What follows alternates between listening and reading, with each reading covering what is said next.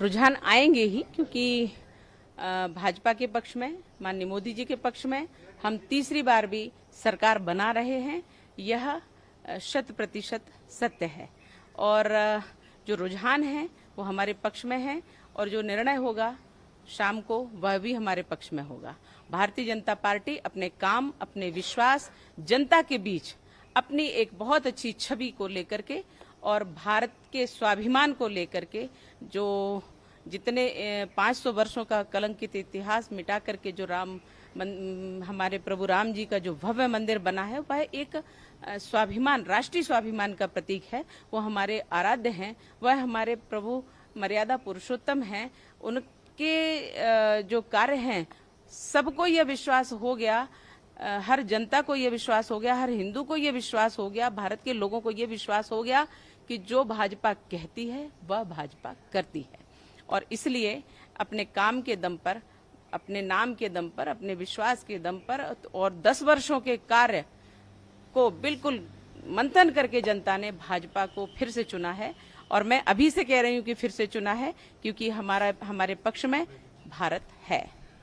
राहुल गांधी, अर्जुन खड़गे हूँ, वो तो 295 की बात कर रहे हैं। कल एग्जिट पोल आए तब भी वो कह रहे थे और अभी भी कह रहे थे कि 4 तारीख का इंतजार करो, शाम तक करो।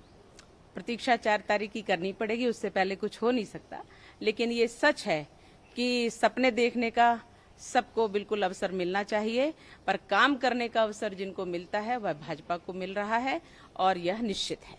दिग्विजय सिंह ने कल बोला कि यदि 295 सीट आती है मतलब जनता ने उन्हें वोट दिया है, लेकिन यदि 300 पार आती है बीजेपी तो ये ईवीएम की वोट है, जनता का वोट नहीं है। कांग्रेस तो ये प्रारंभ से ही कर रही है कि जहां कांग्रेस जीत जाती है, इनके लोग जीत जाते हैं, वहां ईवीएम बहुत अच्छी रहती है, भले ही ये बूथ कैप्चरिंग करके वहां चुनाव जीते, किंतु जहां भाजपा जीतती है वहां ये प्रश्न चिन्ह लगा देते हैं इतने वर्षों में यह कुछ कर क्यों नहीं पाई ईवीएम का।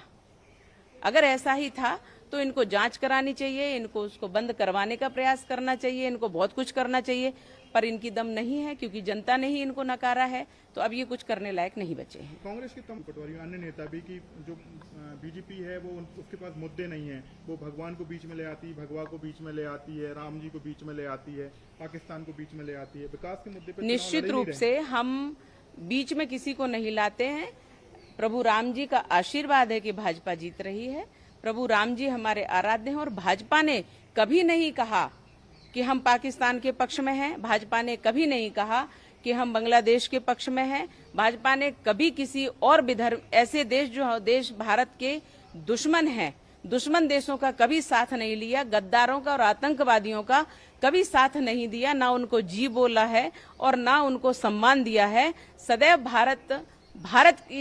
भाजपा भारत की जनता के पक्ष में रही है और रहेगी और राष्ट्र धर्म को माना है और राष्ट्र धर्म के लिए जीती है, राष्ट्र धर्म के लिए काम करती है। लेकिन जो कांग्रेस के आरोप हैं कि आरोप इसलिए निराधार हैं क्योंकि बाटला हाउस पर कांग्रेस की मां सोनिया गांधी रोई हैं, भाजपा नहीं। भाजपा ने तो अपना कर्तव्य निभाया है कि दुश्मनों को दुश्मनों जैसा जवाब देना चाहिए, पर कांग्रेस के लोग आतंकवादियों की मौत पर रोते हैं और देशभक्तों को परेशान करके उनको आतंकवाद कह करके, भगवा को आतंकवाद कह करके, हिंदू को आतंकवाद कह करके और उनको जेलों में डालते हैं।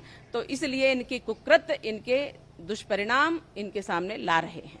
यही मतगणना में लग रहा है कि आपको बिल्कुल पूरी तरह से, क्योंकि इन्होंने अभी गालियां भी दी भारत की जनता को, हिंदुओं को विशेष तौर पे इन्होंने गालियां दी और जहां इनकी सरकारें हैं वहां यह हिंदुओं के विरुद्ध नियम बना रहे हैं। तो इसलिए जनता को पता है कि कांग्रेस का शासन जब था तब उनकी क्या हालत थी और जनता को पता है कि अगर कांग्रेस का थोड़ी सी भी बढ़त आई है तो हमारी क्या हालत होगी। इसलिए कांग्रेस का कहीं अस्तित्व नहीं है, कांग्रेस का बिल्कुल सुपड़ा साफ क्या होगा यदि कांग्रेस आएगी? आ ही नहीं सकती, ये मेरा विश्वास, पूर्ण विश्वास है। आप मिस कर रही हैं क्योंकि पिछली बार चुनाव मैदान में आप चुनाव मैदान में नहीं है, भोपाल से भी नहीं लड़ी, कहीं से नहीं लड़ी, क्या? हाँ, नहीं, ये पार्टी का निर्णय होता है कि संगठन क्या कहता है वह निश्चित रूप से सर्वमान्य होता है और मैं अपने केस में लड़ रही हूँ लगातार। वो केस अभी मैं उसमें संलग्न हूँ, इसलिए समय भी हमारा एक जगह लग रहा है और रहा इसका सवाल, मैं मिस कुछ नहीं करती, बस मैं इतना अवश्य कहती हूँ कि इतना अच्छा होता है कि यहाँ से जब विधर्मी खड़ा हुआ, हिंदू को आतंकवाद कहने वाला, भगवा को आतंकवाद कहने वाला जब व्यक्ति यहाँ से खड़ा हुआ, तो उसको मुंह तोड़ जवाब देने के लिए साध्वी प्रज्ञा सिंह को मैदान में राजनीति में आना ही पड़ा।